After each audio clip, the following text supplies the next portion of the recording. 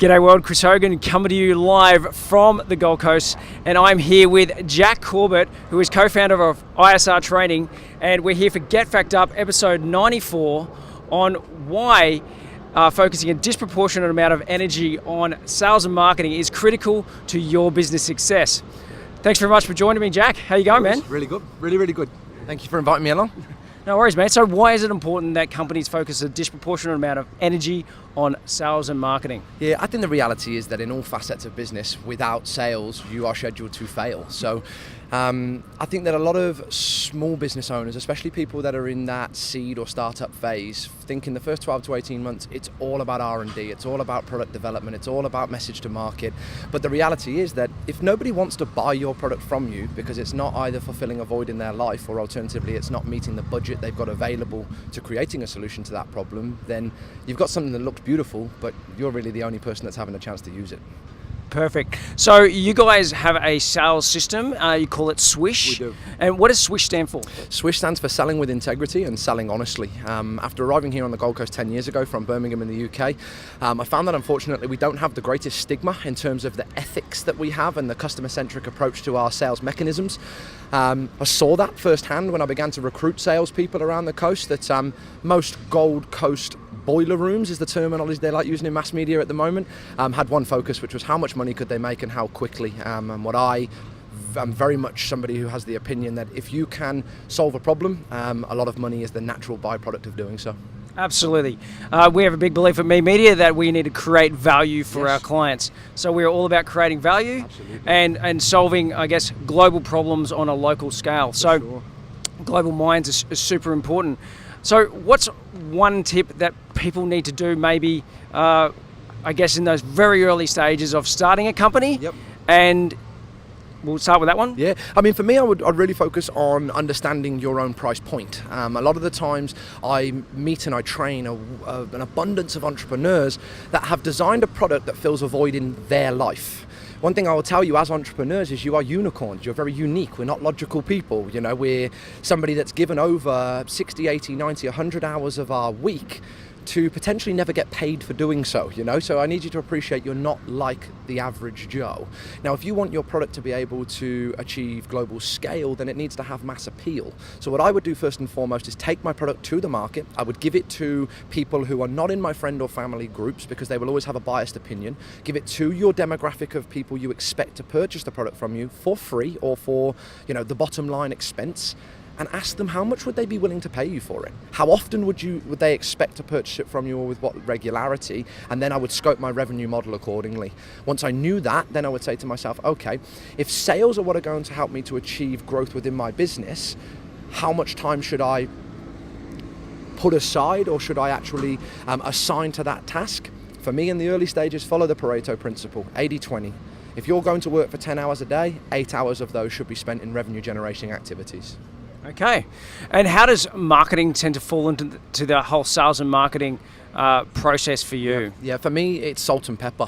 They don't belong, either of them, on the plate without the other. So you can have all the sales skills in the world. I've met these people. I've trained these people. They are guns. But they don't have a single customer's name, email address or phone number to utilize or to engage conversation about the product or service. On the other side of that, there have been an abundance of businesses that generate high volumes of leads. You know, they have to switch off their digital marketing because they can't even communicate with the volume of people that are wishing to engage their services. Yet they don't have the customer communication skills, the rapport building skills to make sure that they turn that lead into dollars in the tin or dollars in the pocket. So for me, one cannot exist without the other, and there is really no value in disproportionately applying your time. I think they literally are salt and pepper, 50-50. Okay, so you brought up a lot of points there, which is somewhat overwhelming for many people out there, especially when they're thinking about their marketing. Yeah. So we're at MeMedia, we focus heavily on content, Yes. Distribution, Yes. staying in constant contact, communication. For So which one which one has highest priority there? You know, do they come in that order, or? Yeah, I mean, I'm about to answer this question like a politician, and I apologise for that because there isn't a one-size-fits-all answer there. I believe you need to be both recent and frequent. I think if you look at most consumer activity, you will purchase a product or service that was either made available to you most recently, i.e. I've walked through a shop and said, oh, there you go, there's somebody that does what I need, go in and purchase it. Or alternatively, you will do it with a company that has communicated with you most frequently. So I believe you should be adding value to your database with some content approximately every 3 to 4 days, just to stay recent in their thinking, remain in their conscious thoughts, and therefore they're more likely to take activity against your product or service. But the other side to that is content for content purposes is the quickest way to lose an audience. So if that content is not in context to why they contacted you in the first place or the problem they're experiencing, then you could lose me very quickly. You know, I won't name a business, but I subscribe to a lot of development and building material because I like to know, you know, what big buildings are coming up in my city and how I might be able to invest in them.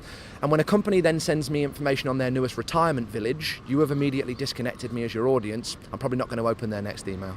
Fantastic. So that can actually come into tagging in sales and marketing automation system. For sure. So you're only sending out content that's of interest to that audience. For sure. And also we have the content types. Yes. So video, you know, obviously text, Yes. Imagery being photographs or infographics, case studies, Yep. all of those types of things, all of huge value. But if they're out of context, They serve no relevance. yeah. Yep. Absolutely. Fantastic. What would be one of the things that you know, you've had a tremendous growth trajectory, Yes. you know, in probably the last quarter Yep. of this year. Yep. What would be one of the things that maybe you would go back and change about your sales and marketing automation, leave out automation, sales and marketing, Yes. that maybe would have made this last 3 months Even better. Yeah, even better. Yeah, I mean, look, we've been quite fortunate in the fact that we've had an abundance of PR, and for me, true public relations are really the most powerful form of marketing because it's not you telling the world how good you are from your first party biased perspective. It's somebody else writing a news story on you or having an opinion that solidifies the services or the quality of the service that you're offering. But if I was to rewind the clock 3 months ago, and we aired on our episode of Shark Tank aired on the 5th of June, so that's coming up in and around that 2.5 month mark, what I probably would have done is been a little bit more tactical in my spend in the pay-per-click space.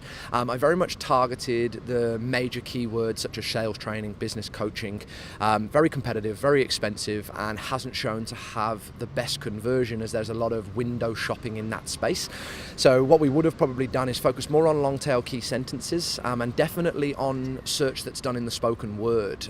We're becoming aware that roughly 1 in every 5 searches on Google is now done through Alexa, through Google, through Siri, and the average person will speak about 17 words, whereas when we type, we'll only type 3.4 to 3.7 words before our Neanderthal impatience causes us to go, I need a search, you know, I need... With that noise. Yeah, I need answers now.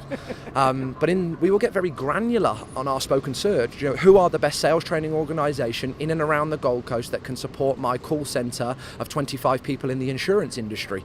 Now, what I found is that only gets searched 3 times a month, but there is nobody bidding on that search. So instead of paying $10 to $12, I'm paying 10 to 12 cents, and my conversions are probably 3 times greater because I'm speaking to someone who actually knows what they're looking for.